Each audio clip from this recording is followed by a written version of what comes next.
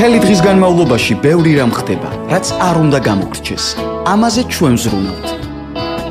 მომართე რადიო მიმღები A7-სა და 9-ზე, მიიღე საჭირო ინფორმაცია და უსმინე კარგ მუსიკას. სასიამოვნო და სასარგებლო ერთად, მთელი დღის განმავლობაში. გადაცემაში მთელი დღე. კიდევ ერთხელ მოგესალმებით ძვირფასო რადიო მსმენელებო FM A7-სა და 9-ზე თქვენ უსმენთ რადიო ძველ ქალაქს და რადიო ძველ ქალაქში ახლა გახლავთ რუბრიკა სტუმრის დრო რომელზეც ჩვენ ცლად ვისაუბრებთ, რომლის ფარგლებშიც მე მინდა მოგიყვეთ იმ პროექტის შესახებ, რომელიც 4 თვის განმავლობაში ხორციელდებოდა და მას ახორციელებდა 3 არასამთავრობო ორგანიზაცია. ესენი გახლავთ ინიციატივა ბინათმესაკუთრეთა ამხანაგობისთვის აღმოსავლეთ ევროპაში, ევროპის საგანმანათლებლო ცენტრი ბინათმესაკუთრეთა ამხანაგობისა და უძრავი ქონებების, საქართველოს ჰუმანიტარული ცენტრი აფხაზეთი და რა თქმა უნდა ამ ორგანიზაციის ერთ-ერთი მთავარი ესე ვთქვათ გამახორციელებელი ქუთაისში გახლდათ განათლების განვითარებისა და დასაქმების ცენტრი. პროექტი შეეხებოდა ბინათმესაკუთრეთა ამხანაგობების ლიდერებისთვის სხვადასხვა პროექტების განხორციელებას და კონკრეტულად კი ჰაუს მასტერების მომზადებას. ჩემი სახლის მმართველი, ჩემი მომავლის მმართველი, აი ასე ქვია ამ პროექტს, რომელიც დღეს უკვე დასრულდა და რომლის შესახებაც შემაჯამებელი ღონისძიება გაიმართა. ჩვენთან სტუმრად არიან ადამიანები, რომლებიც უშუალოდ იყვნენ ჩართულები აი ამ პროექტში. მე მინდა ისინი წარმოგიდგინოთ. გერმანული მხრიდან იოჰან შტრეზე, ქუთაისის ორგანიზაცია ლიკა კილაძე და პროგრამის მონაწილე მათე ჩაფიჩაძე და ასევე ჩვენს გერმანულ სტუმარს, ასე ვთქვათ, თარგმნაში დაეხმარება პროფესორი ნუგეშა გაგნიძე. მინდა დიდი სიამოვნებით მოგესალმოთ და პირველ რიგში მადლობა გადაგიხადოთ საინტერესო პროექტის წამოწყებისა და განხორციელებისათვის. მოდით დავიწყოთ უფრო კონკრეტულად, რატომ მოიაზრებოდა ეს პროექტი, რატომ იყო ასეთი მნიშვნელოვანი და ვინ იყვნენ უშუალოდ ჩართულები. ლიკა, თქვენით დავიწყოთ. პირველ რიგში დიდი მადლობა ქედის სტუდიაში მოწვევისათვის. ძალიან მნიშვნელოვანია ჩვენთვის მედიის მხრიდან მხარდაჭერა, იმიტომ რომ ნებისმიერი საქმიანობა, რომელსაც ჩვენ სამოქალაქო სექტორი ვეწევით, უნდა იყოს მისული ფართო საზოგადოებამდე, მხოლოდ მაშინ აქვს მას ის ეფექტი, რომელსაც ჩვენ თავდაპირველად ვისახავთ მიზნად. ეხლა რაც შეეხება თავად წინაპირობას ამ პროექტის შექმნისა, ამ 4 თვიან ინიციატივას წინ უძღოდა ჩვენი ორწლიანი მუშაობის გამოცდილება. მე ვგულისხმობ ჩვენში ყველა იმ ორგანიზაციას, რომელთა პარტნიორობითაც 4 თვიანი საპილოტო ინიციატივა განხორციელდა. წინა პროექტი გულისხმობდა მუშაობას ბინათამხანაგობების გაძლიერების მხარდასაჭერად. ჩვენ შევქმნით ასოციაციაც ბინათმესაკუთრეთა ამხანაგობებისა და 2 წლის განმავლობაში აღმოვაჩინეთ, რომ ამ სექტორში არის ძალიან ბევრი საჭიროებები და ჩვენ ამ მიმართულებით სამწუხაროდ ჩამოვრჩებით არა მხოლოდ ევროპულ ქვეყნებს, არამედ პოსტსაბჭოთა სივრცის რამოდენიმე ქვეყანასაც კი. და პირველ რიგში უკრაინა მყავს მხედველობაში ამ შემთხვევაში, მაგალითად ბელორუსიაში ძალიან წინწასულია ამ მიმართულებით ზოგადად სექტორი და სწორედ ამიტომ ვფიქრობდით, რომ განსხვავებული კუთხით და განსხვავებული ფორმით გვეწარმოებია საქმიანობები იმისთვის, რომ სექტორის განვითარებისთვის შეგვეწყო ხელი. თან ამ ყველაფრის თამდევია ისიც, რომ დღეს შემნებლობის სექტორში და საბინაო სექტორში ძალიან ბევრი კარგი ტენდენციაც შეინიშნება. მაგალითად, ახალ აშენებულ აპარტამენტებში, ეგრეთ წოდებულში, არსებობენ სერვის მენეჯერები, რომლებიც ფაქტიურად უზრუნველყოფენ იმ კონკრეტული სახლების და საერთო და ასევე კონკრეტული ადამიანების კერძო საკუთრების მოვლა პატრონობას. თუმცა, ამავე დროს აღსანიშნავია ის, რომ ჩვენ პროფესიული განათლების დონეზე არა გვაქვს სტანდარტი აღიარებული ამ სერვის მენეჯერების მოსამზადებლად და ასევე არა გვაქვს პროფესიული გადამზადების პროგრამა, რომელიც სახელმწიფო დონეზე არის აკრედიტირებული. რაც ამ კონკრეტულ შემთხვევაში მაგალითად იყო გერმანიაში. სწორედ ამიტომ გახდა ჩვენთვის მომხიბვლელი ის წინადადება, რომელიც პარტნიორმა გერმანულმა ორგანიზაციამ შემოგთავაზა და სწორედ ამის გამო დავისახეთ ჩვენ მიზნად ამ 4-თვიანი საპილოტო ინიციატივის განხორციელება, რომლის ფარგლებშიდაც მობილიზებული იქნა 30 ახალგაზრდა სულ, 24 ჩაერთო უშუალოდ გადამზადების პროგრამაში, მათ გაიარეს ეს არ იყო სრული კურსი, ეს იყო ადაპტირებული კურსი ჰაუსმასტერის გადამზადებისა. ამ კურსს უძღვებოდნენ როგორც ქართველი, ისე გერმანელი სპეციალისტები და ესე იგი ამ ტრენერების ჩართულობით მაქსიმალურად მიეწოდათ თეორიული ფორმით, რაც შეიძლებოდა მიეწოდათ ინფორმაცია ჰაუსმასტერის პროფესიის და მისი პრაქტიკული გამოყენების შესახებ. ლიკა, როგორც ბოდიში ვიდრე გააგრძელებდეთ, როგორც ვიცი, აი ამ პროექტში ჩართულები იყვნენ დევნილი მოსახლეობის წარმოება. კი, დიახ, დევნილთა ჩასახლებებიდან იქნა შერჩეული მონაწილეთა ძალიან დიდი ნაწილი და რატომ? იმიტომ რომ ბოლო პერიოდში ყველასათვის ცნობილია, რომ დევნილთა და განსახლების სამინისტრო აქტიურად აწარმოებდა გრძელვადიანი განსახლების პროგრამის ფარგლებში დევნილთა კოლექტიურ ჩასახლებას, თუმცა მათი გრძელვადიან საკუთრებაში გადაცემის პრინციპით ხდებოდა ბინების გადანაწილება.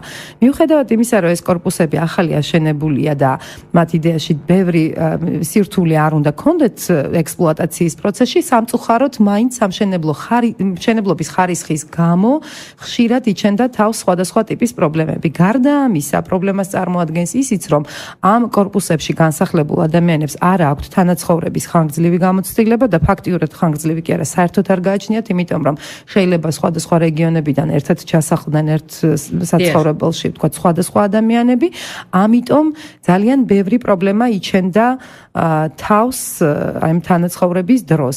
სწორედ ამიტომ მივიჩნიეთ მართებულად, რომ პირველი საპილოტო პროექტი განხორციელებული იყო სწორედ ამ სამიზნე კატეგორიაში და თან მინდა დავასრულო სასწავლო პროგრამასთან დაკავშირებით 8 მონაწილე, რომელთაც ყველაზე მაღალი შედეგები დააფიქსირეს უკვე სასწავლო პროგრამის გავლის შემდეგ ტესტირების ნაწილში, გაემგზავრნენ ქალაქ ბოხუმში, სადაც ისინი უკვე პრაქტიკულ უნარჩვევებსაც დაეუფლნენ, იმ თვალსაზრისით, რომ ნახეს პრაქტიკაში ჰაუსმასტერი როგორ მუშაობს, როგორ არის გერმანული სისტემა ამ მიმართულებით აწყობილი და ჩვენ იმედი გვაქვს, რომ ეს ადამიანები იქნებიან მულტიპლიკატორები უკვე მომავალში იმიღებული ცოდნისა, რომელიც დიდი მადლობა ლიკა, მე ახლა ბატონი იოჰანთან მინდა, ესე ვთქვათ, გავაგრძელო საუბარი.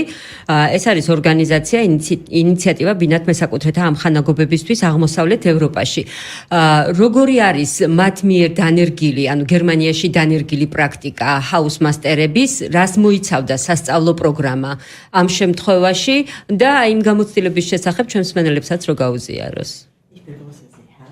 Wie funktioniert in Deutschland das Projekt Hausmeister und wie können Sie sich vorstellen, wie das in Georgien verwirklicht wird oder realisiert wird? Wie sind Ihre Erwartungen? Guten Abend. In Deutschland ist die Profession des Hausmeisters ist schon eine Arbeit, die gibt es seit sehr langer Zeit.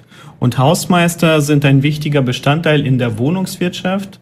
Das heißt, sie sind wichtig, damit das Ganze funktioniert. Alles, was mit Gebäuden und Wohnen zu tun hat. Hausmeisteris professias Germanიაში დიდი ისტორია აქვს. Hausmeisteri დაკავშირებული ამ სახელთან დაკავშირებული ადამიანი, რომელიც ზრუნავს ბინის და ზოგადად სახლის არა მარტო კეთილმოწყობაზე, არამედ იმ პრობლემებზე, რაც სახლს შეიძლება სავარაუდოდ ჰქონდეს. Stellen Sie sich ein Gebäude vor, da leben Leute, aber keiner fühlt sich verantwortlich für etwas. წარმოიდგინეთ შენობა, სადაც ცხოვრობს ბევრი ადამიანი, მაგრამ არც ერთი არ გრძნობს პასუხისმგებლობას იმ შენობისთვის რაიმე გააკეთოს. Und was passiert nach 10 Jahren mit so einem Gebäude?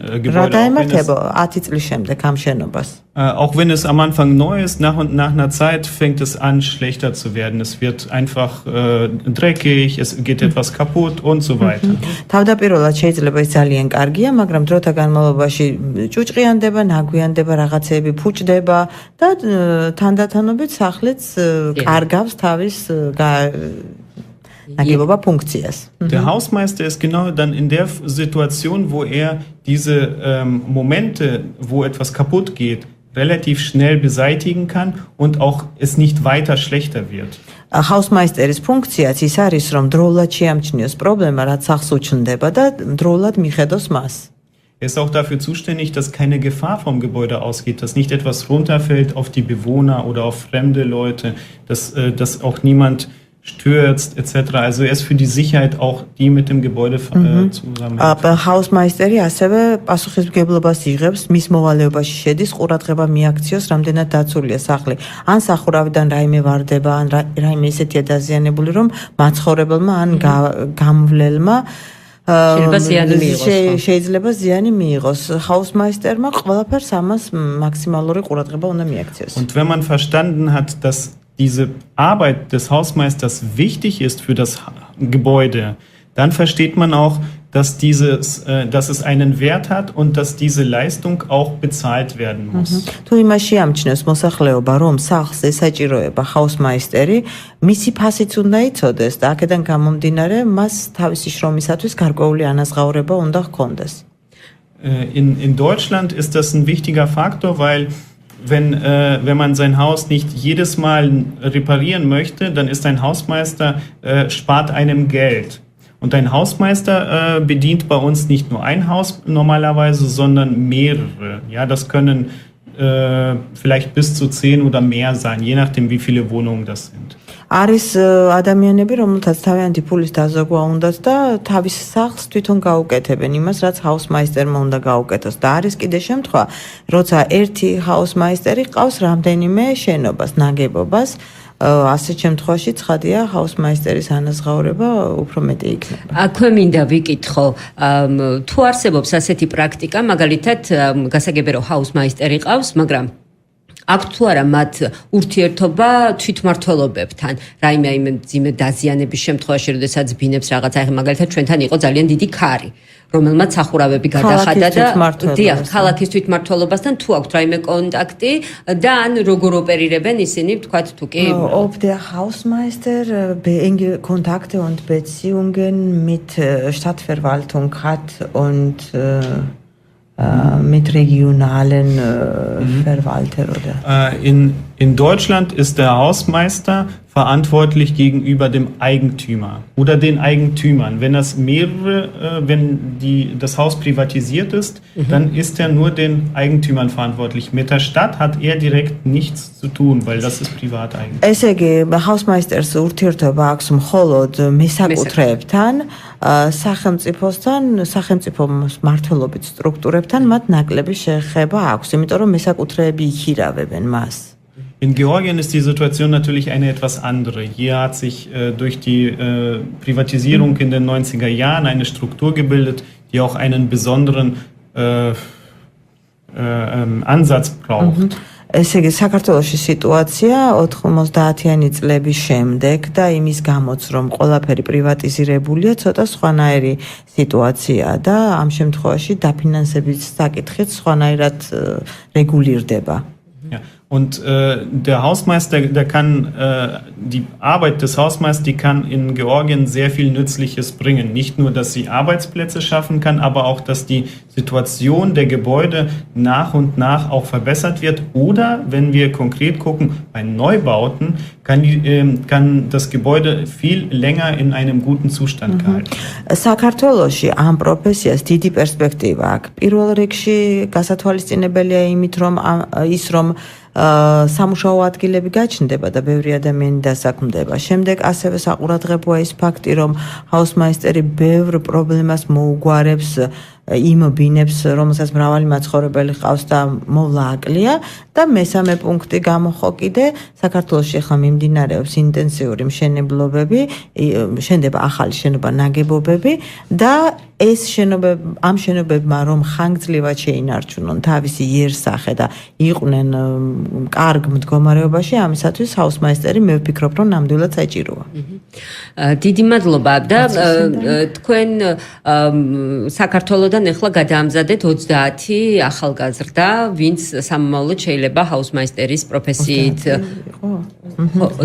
ხო 30-მდე ასე ვთქვათ ახალგაზრდა მაინც რა კონკრეტული უნარჩვევები ანუ ვისთან კონდათ მათ უშუალოდ ვისგან მიიღეს ეს სწავლების კურსები Wie wir verstanden haben, aus Georgien haben ungefähr 30 Jugendliche Ausbildung bekommen in dieser Richtung und mit wem hatten Sie Kontakte und wer hat Unterricht diesen Jugendlichen gegeben?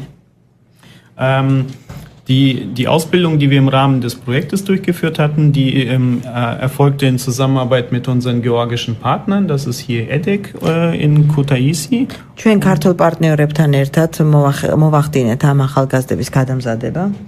Und den gemeinnützigen Fonds Zentrum für Abkhazeti. და აფხაზეთის ფონდი ზუსტად სახელი არ მახსოვს. Die deutschen Partner, die das Know-how aus Deutschland vermittelt haben, das ist das Europäische Bildungszentrum für die Wohnungswirtschaft. გერმანელ პარტნიორებიდანაც პირველ რიგში უნდა აღინიშნოს ევროპული განათლების ცენტრი. Zusätzlich hatten wir hier in Georgien aber auch georgische Experten, die auch im Rahmen der Ausbildung Trainings gegeben hatten. ჩვენ გვყავდა დამატებით ასევე ქართველი ექსპერტები, რომლებმაც ტრენინგში მონაწილეობა მიიღეს. Und die Teilnehmer wurden ausgewählt. Es gab über 50 Bewerbungen und am Ende hatten wir etwas weniger als 30 Teilnehmer, die auch an den Trainings teilgenommen hatten. ჩვენ როცა დავიწყეთ, განაცხადი გააკეთა 50-ზე მეტმა ახალგაზრდამ და საბოლოოდ 30-მდე შევარჩიეთ. დიდი მადლობა. ჩვენი სტუდიის სტუმარი გახლავთ ასევე პროექტის მონაწილე მათე ჩაფიჩაძე. მათე პირველ რიგში საინტერესო, ანუ რატომ დაინტერესდი შენ ამ პროგრამაში მონაწილეობით და ვთქვათ რა იყო შენი ინტერესის სფერო? რო გითხრა. მოგესალმებით. ზოგადად ბინათ მესაკუთრეთ ამხანაგობებთან მე მქონდა შეხება. ჩემი ადრეული საქმიანობიდან გამომდინარე და ეს სფერო ჩემთვის ძალიან საინტერესოა. მაგალითად დევნთა კომპაქტურ ცენტრებს დავხმარები ვარ ამხანაგობის ჩამოყალიბებაში და მართვაში შემდგომ, ანუ განხორციელებაში და ჩემთვის საინტერესო იყო როგორი გამოცდილება არსებობს ამ კუთხით ევროპაში და კონკრეტულად გერმანიაში, როდესაც შევიტყვი ამ პროექტის შესახებ მოკლედ მთელი მონდომებით, ასე ვთქვათ, მოვინდომე ის რომ მოხვედრილიყავი აქ და ძალიან მიხარია და აქვე მინდა რომ მადლობა გადაუხადო ამ პროექტის შემქმნელებს იმისათვის რომ ეს ნამდვილად დროულად საჭირო პროექტი იყო და ძალიან ბევრი ახალი, ასე ვთქვათ, მიმართულებების დანახვის საშუალება მოგცა. ჩვენ გავხდით 8 მონაწილე უშუალოდ რომლებიც ვიმყოფებოდით ბოხუმში, IBZ-ის ეგრეთ წოდებულ, ასე ვთქვათ, სასწავლო აკადემიაში. სადაც ჩვენ ჯერ საქართველოში და შემდგომ ასე ვთქვათ უშუალოდ იმ აკადემიაში მოგვეწოდა ინფორმაცია თუ ზოგადად როგორ ხდება ბინათ მესაკუთრეთ ამხანაგობის მართვა, ანუ საბინაო უძრავქონებების მართვა მრავალბინიან სახლებში, ასევე კონკრეტულად house master-ი თუ ვინ არის ეს პიროვნება და რა როლს ასრულებს ის უშუალოდ აი ამ კორპუსებში ამ საკითხებზე გქონდა ასე ვთქვათ და მინდა გითხრათ რომ ძალიან საინტერესო იყო. აი თუ შეგიძლია თან მოგვიყვა აი კონკრეტული მაგალითების შესახებ. აი რა მაგალითად house master-ი გასაგებია რომ უნდა ვთქვათ სამომავლო პროფესია და ძალიან კარგი იქნება, მაგრამ აი რა კონკრეტული უფლება მოვალეობები აქვს მას და რამდენად შეუძლია მე მას რომ სხვასაც ვთქვათ შეასწავლოს ან თვითონ გახდეს რაღაც ტრენერი. კეთილი, ანუ ჩვენ რა ინფორმაციაც მოგვეწოდა, ეს იყო რაღაც სატესტო, საპილოტო ასე ვთქვათ ინფორმაცია, რასაც გავეცანით ჯერ საქართველოში და შემდგომ ასე ვთქვათ გერმანიაში. მე როგორც ინფორმაცია მაქვს, იგეგმება კიდევ რამოდენიმე ასე ვთქვათ ამ მიმართულებით გარკვეული ნაბიჯების გადადგმა, იმიტომ რომ ეს იყო სატესტო, ასე ვთქვათ, საპილოტო პროექტი და მოხარული ვიქნები ამ ყველაფრის განხორციელებისთვის. ანუ მე გულისხმობ იმას, რომ ჩვენ პირველ ეტაპზე მივიღეთ ზოგადი ინფორმაცია თუ როგორ ხდება მართვა გერმანიაში. ანუ მაგალითისთვის გეტყვით, ალბათ საინტერესო იქნება თქვენთვის, რომ ქართულისგან განსხვავებით, ან ქართული მოდელისგან განსხვავებით, გერმანული მოდელი ცოტათი სხვაგვარია. იქ კორპუსებში მესაკუთრეების რაოდენობა არ არის ესეთი მაღალი, როგორც ჩვენთან არის. მრავალსართულიან ბინებს გულისხმობ, დიახ. ანუ იქ უფრო მეტი არიან მოქირავნეები.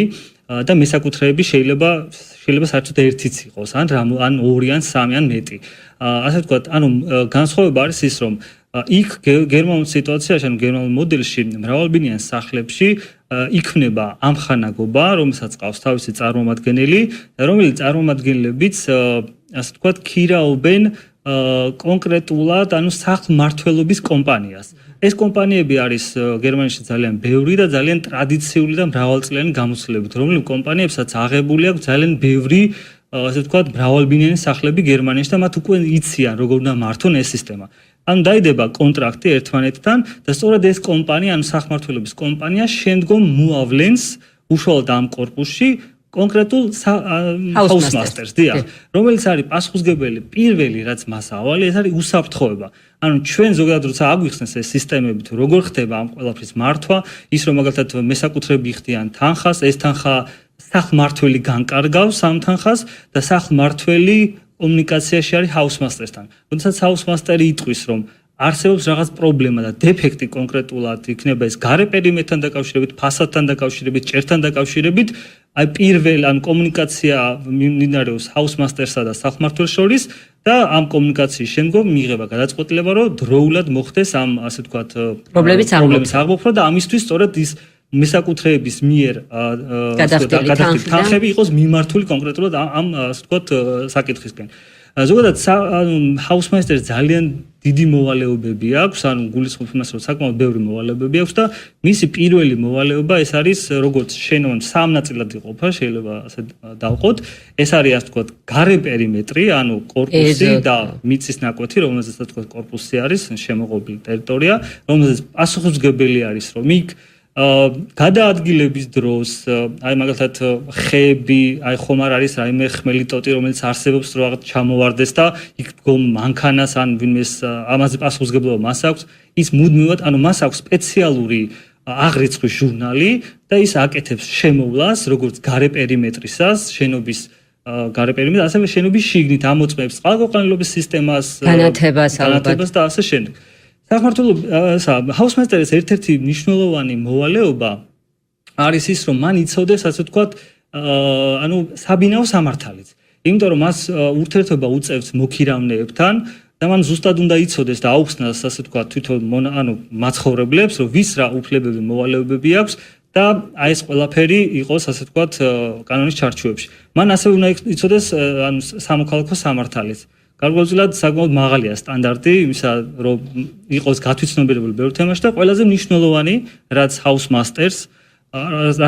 master-მა უნდა იცოდეს, ეს არის, რომ ის გარკვეულწილად კონკრეტულ დარგში, სამეურვეო დარგში უნდა იყოს ერთი მიმართულების მცოდნე. იქნება ეს წყლის სისტემა, იქნება ეს გაზის სისტემა და ასე შემდეგ, რომ მუდმივ კონტროლს უწევდეს ამ გაყვანილობებს, რომელიც არის კორპუსში, აი ძალიან მნიშვნელოვანი იყო და ჩვენთვის ძალიან შთამბეჭდავი იყო და ძალიან ბევრი ინფორმაცია მივიღეთ იმის კუთხით, რომ აი თუ როგორი მიდგომები არის უსაფრთხოების კუთხით, როგორ უდგება house master-ი, რომ აი დაუყოვნებლივ ხდება შეტყობინება, როდესაც აღმოაჩენს რამე პრობლემას, დაუყოვნებლივ ხდება შეტყობინება შესაბამისად სახმმართველთან და დროულად ხდება ამ პრობლემის აღმოფხვრა, რომ რაიმე, ფაქტობრივად მესაკუთრეები ამ თანხებს იხდიან იმისთვის, რომ house master-მა დროულად აღმოაჩინოს პრობლემა და არიდოს აი საფრთხეები ბინათ მესაკუთრეთა, ასე ვთქვათ, ამხანაგობებს.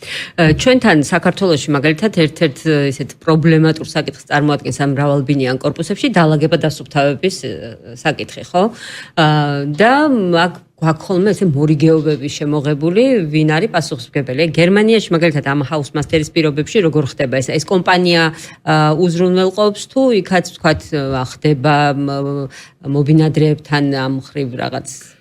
კი ბატონო, გეტყვით, ჩვენ რა ინფორმაციასაც ადგილზე გავეცანით, ფაქტობრივად გარე პერიმეტრის დაალაგებას უზრუნველყოფს house master-ი, ის ასევე უზრუნველყოფს მოგესალმებით, რომ გერმანია ერთ-ერთი ქვეყანა, სადაც ხდება ნაგვის, ასე ვთქვათ, უტილიზაცია, დახარისხება და ისე, ასე ვთქვათ, გადამუშავება. ამ კუთხითაც მიმართულებას, კურირებს, რომ ნაგავი სწორად იყოს დაყრილი.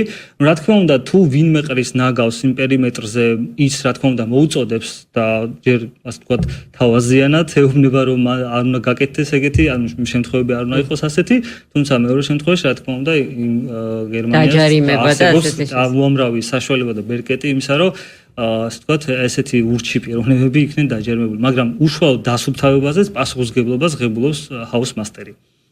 დიახ. დიდი მადლობა. დღეს იყო ლიკა შემაჯამებელი ღონისძიება, სადაც სერტიფიკატები გადაეცათ, ხო? როგორ ფიქრობთ, ანუ პროექტის გაგრძელებას და ვთქვათ, რაღაც ეტაპი დასრულდა და ვთქვათ, ეს 30-მდე ადამიანი გადამზადდა და მათ აქვთ ინფორმაცია, მაგრამ ანუ როგორ შეიძლება მათი მოხდეს, ვთქვათ, ამ ბინებში, ან კომპანიების ჩამოყალიბება, ან თვითდასაქმება, ან ასე შემდეგ, თუ კი თქვენ შეუწყობთ ხელს, თუ უკვე მზად არიან ისინი ამისთვის. ძალიან კარგი შეკითხვა და პრინციპში წინა პრაქტიკა ჩვენი და ყველა პარტნიორი ორგანიზაციის, ვინც ამ პროცესში იყო ჩართული, აჩვენებს იმას, რომ არასოდეს არც ერთი ორგანიზაცია არ ჩერდება პროექტის დასრულების შემდეგ და არ ჯერდება იმ შედეგებს, რომელსაც უშუალოდ აი პროექტის განხორციელებით ვიღებთ. რა თქმა უნდა, ჩვენს გვაქვს ჩვენი ხედვები, ჩვენი წარმოდგენები მომავალში ეს ინიციატივა როგორ შეიძლება განვითარდეს. დღეს შემაჯამებელ ღონისძიებაზე ჩვენ გვყავდა ბევრი სხვადასხვა მხარის წარმომადგენელი მოწვეული. პირველ რიგში ესენი იყვნენ პროფესიული სასწავლებლები და არა მხოლოდ იმერეთის რეგიონიდან, არამედ გვყავდა ჩვენ სასწავლებლების წარმომადგენლები მოწვეული აჭარის რეგიონიდან. აქცენტი გავაკეთეთ ძირითადად ისეთ პროფესიულ სასწავლებლებზე, რომლებიც მშენებლობის და ზოგადად მქონების მართვის მიმართულებითაც გეგმავენ ან უკვე აქვთ კონკრეტული საქმიანობები, მაგალითად კოლეჯი კონსტრუქტორი იცით, რომ სულ მალე დაიწყებს ფუნქციონირებას და ისინი ჩვენი პირველი ადრესატები იყვნენ, ვისაც გავუზიარეთ ეს გამოცდილება, იმიტომ რომ ვფიქრობთ, რომ მათთვის ეს საინტერესო უნდა იყოს. ჩვენ ასევე გვყავდა მოწვეული დეველოპერი კომპანიები, რომლებიც მშენებლობის სფეროში მუშაობენ. გვყავდა მოწვეული ცენტრალური და ადგილობრივი თვითმმართველობის წარმომადგენლები და სამოქალაქო სექტორი.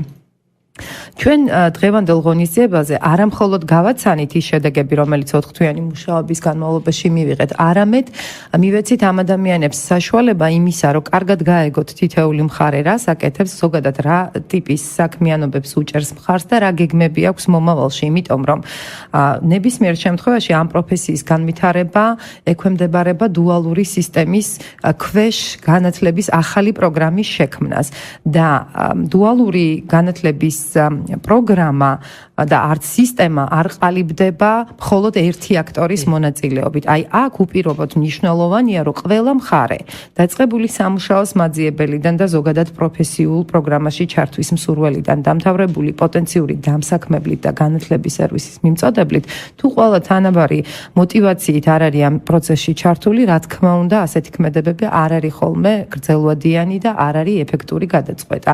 სწორედ ამიტომ პირველი ეტაპი, რაც ჩვენ ფაქტიურად დღევანდელი ღონისძიებით კიდევ ერთხელ ერთი ნაბიჯი რაც გადავდგით, იყო ის, რომ ამ აქტორებთან დავიწყეთ საუბარი ჩვენც და ხელი შეუწყეთ, რომ მათ ერთმანეთს შორის ესაუბრა ამ საკითხებზე. რა თქმა უნდა, ჩვენ გეგმავთ მათთან საქმიანობების კიდევ გაგრძელებას მომავალში, იმიტომ რომ არც ერთი მხარე დღეს არ წასულა ღონისძიებიდან ისე, რომ არ შეეფასებინა დადებითად ის შედეგები, რომელიც რეალურად პროექტმა მიიღო და მარტო პროექტის შედეგებზე არ იყო აქ საუბარი, ყველამ აიტაცა ფაქტიურად ეს ინოვაციური პროფესია, იმიტომ რომ როგორც ჩანს დაგროვდა ჩვენ საზოგადოებაში ამ მიმართულებით უკვე მოთხოვნილებები. ეს არის კარგი ინდიკატორი იმისა, რომ იფიქრო მომავალი ახალი პროფესიის შემოდინებაზე ჩვენ შრომის ბაზარზე.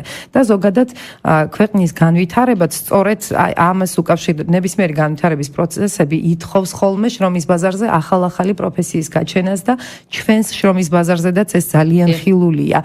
მხოლოდ აქ გვაქვს უკვე დეფიციტი იმისა, რომ ხშირად სამუშაო დამსაქმებლების მოთხოვნები არ პასუხობს სამუშაოს მაძიებელთა შესაძლებლობებს და ეს კიდევ ერთი საშუალებაა იმისა, რომ ახალი მიმართულებით ჩვენს ქვეყანაში გაჩნდეს სამუშაო ძალა და გაჩნდეს სამუშაო ადგილები დამსაქმებლების მხრიდან. და ჩვენ მომავალი ინიციატივებით აუცილებლად ამ პროცესებს მხარს დაუჭერთ და ხელს შევუწყობთ.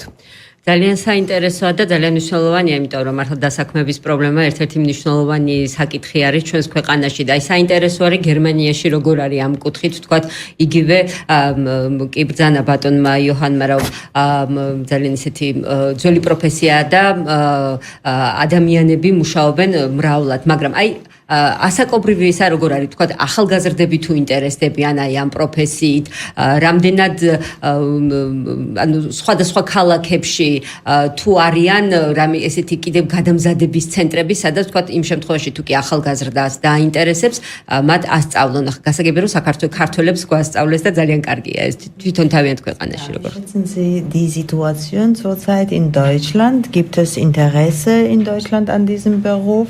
Und wie ist Altersgrenze? Möchten die jungen Leute Hausmeister werden? Und ob es Weiterbildungskurse für deutsche Jugendliche gibt? Und wie ist im Moment die Situation in dieser Richtung? Die Ausbildung zum Hausmeister machen meistens Leute, die schon irgendeinen Beruf vorher gelernt haben. Und sie möchten gerne in der Sphäre arbeiten. Hausmeisteris პროფესია შეუფლებიან ის ადამიანები, რომლებსაც უკვე აქვთ ერთი პროფესია, რომელიმე და ძალიან დიდი სურვილი აქვთ ამ სფეროში იმუშაონ. Aktuell ist es so, dass besonders Wohnungsunternehmen, die sehr viele Wohnungen verwalten, händeringend nach Leuten, nach Hausmeistern suchen. Hausmeisters სახლმმართველს თქვათ ქართულად ასე ეძებენ ის მესაკუთრეები, რომელთაც დიდი რაოდენობით ბინები აქვთ და საჭიროება რეალობა მოითხოვს Hausmeisteris არსებობას. Beim Alter her kann ich jetzt keine konkrete Statistik nennen, wie alt der durchschnittliche Hausmeister ist. Er ist aber wahrscheinlich etwas deutlich älter als unsere Teilnehmer hier in Georgien. Ზუსტი ინფორმაცია სტატისტიკას არ ვფლობ, რა ასაკის ხალხი არიან Hausmeisterები, მაგრამ ის კი შემიძლია დაბეჯითებით გითხრათ, რომ ჩვენთან გაცილებით უფრო ასაკოვანი ხალხი არის Hausmeisteri, ვიდრე ქართველი ახალგაზრდები იყვნენ ჩვენთან. Und als wir haben auch ein Unternehmen besucht, ein sehr großes, das ist das größte Unternehmen in Deutschland. Die haben, wenn ich mich nicht täusche, fast 500.000 Wohnungen. Und bei diesem Besuch des Quartals der Wohnungen hatte dann auch einer der Mitarbeiter auch teilweise scherzweise, aber er hat schon ernst gesagt, die haben wirklich Probleme, genug Leute zu finden. Also der hätte fast die 8, die dort waren, mitgenommen. Ja. ეს ჩვენ ვიყავით ერთ-ერთ დამსაქმებელთან, რომლის განკარგულებაშიც დაახლოებით 5000 სახლია და მან როცა იხილეს ქართველი 8 ახალგაზრდა, აღნიშნა ნაწილობრივ ხუმრობით, მაგრამ ამაში რეალური შეფასებაც იყო სიტუაციის, რომ სიამოვნებით ისურვებდა 8 ახალგაზრდას Hausmeisterად, იმიტომ რომ ამ პროფესიაში ჩვენ კადრებს საჭიროებთ. Und warum ist das vielleicht wichtig, aus deutscher Perspektive zu verstehen? In Deutschland wird Wohnungseigentum als eine Investition in die Zukunft gesehen. რატომ აქვს ამ საკითხს დიდი პერსპექტივა? მე შემიძლია გითხრათ თქვენ ასევე დაბეჯითებით, რომ ბინათ მესაკუთრეობა, ბინის ფლობა გარანტირებული მომავლის საწინდარია. Menschen oder Unternehmen entscheiden sich bewusst für diese Investition, die sehr weit in die Zukunft geht, 20, 30 oder 40 Jahre lang. ადამიანები ინვესტიციას ამ შემთხვევაში დებენ ბინებში, ისინი ყურებენ 20-30 წლის შემდეგ. Und es sind sehr hohe Summen, die dafür angelegt werden. და ძალიან დიდ თანხებს დებენ უძრავ ქონებაში, რომ 20-30 წლის შემდეგ მათ გარანტირებული მომავალი ექნათ. Und wenn ich dieses nicht pflege, dann ist meine Investition in 10 Jahren viel weniger wert. Oder ich muss nochmal Geld in die Hand nehmen und nochmal investieren. და მე თუ ამ ქონებას, რომელიც შევიძინე, სათანადოდ არ მოუვლი 10-20 წლის და 30 წლის შემდეგ, ჩემი უძრავი ქონება იმ ფასს დაკარგავს, რომელიც აქვს და ამდენად ჩემს გაღებულ ინვესტიციას აზრი არ აქვს. ამ შემთხვევაში მე ისევ კიდევ დიდი ფული უნდა მქონდეს, რომ ამ ჩემს ქონებას მოვარო. Ამიტომ Hausmeisteri რომ ყავდეს ასეთ დამსაქმებელს, ბინათფლობას, ეს ძალიან მნიშვნელოვანი მომენტია. Daher ist auch das Verständnis, ein Hausmeister kostet nicht nur Geld, ein Hausmeister ist auch wirklich eine Investition, ja, und bringt viel. საკითხს ასეთი პერსპექტივიდანაც უნდა შევხედოთ. Hausmeisteri ფული კი არ ღირს რო ყავდეს. ეს არის დიდი ინვესტიცია შენი გარანტირებული მომავლისათვის. ეს აუცილებელი. ძალიან დიდი მადლობა, ეს ძალიან დიდი კულტურა არის პირველ რიგში და ესე ვთქვათ. ხო, ჩვენთან საქართველოში მაინც ასე ვთქვათ ახალი ხილია, ახალი ესე ვთქვათ ხედვა არის ამ კუთხით და ძალიან კარგია რომ ეს დაიწყო და ძალიან კარგია რომ ეს პროექტი განხორციელდა. და ლიკა შეჯამებისთვის ვთქვათ 2 წუთი კიდევ რომ აი ამ პროექტის თაობაზე გვითხრა და მე დავასრულოთ. აი ზუსტად ხედვას დაუკავშირდებოდი. გარდა ამისა, ჩვენი მთავარი мотиваცია ეხლა რაც შეიძლება მეტი ადამიანის ინფორმირება ამის შესახებ, იმიტომ რომ გეთანხმებით თუ ეს არ არის კულტურის ნაწილი, ძალიან ძნელია დააჯერო ადამიანები, რომ გაიღონ ფინანსური რესურსი იმისთვის, რომ უკეთეს გარემოში იცხოვრონ. ყველას უნდა შეიძლება უკეთესი გარემო, მაგრამ რატომღაც საკუთარ პასუხისმგებლობად ამას არ მიიჩნევენ. ჩვენი ამოცანა ამ შემთხვევაში მაქსიმალურად ჩავთოთ ადგილობრივი თვითმმართველობები, მათ შორის ქუთაისის მუნიციპალიტეტის საბინაო სამსახური და შევეცადოთ მოსახლეობის დიდი ნაწილისთვის პრაქტიკული მაგალითების ჩვენებას, რომელიც გარკვეულწილად ცნობიერების შეცვლას უკავშირდება. და რა თქმა უნდა, ის ახალგაზრდები, რომლებმაც გადამზადება გაიარეს პროგრამის ფარგლებში და პრაქტიკულად გაეცნენ უკვე ამ ჰაუსმასტერის პროფესიას, ჩვენ გვეიმედებიან მულტიპლიკატორებად, ამ პროფესიის შესახებ ინფორმაციის გამავრცელებლებად.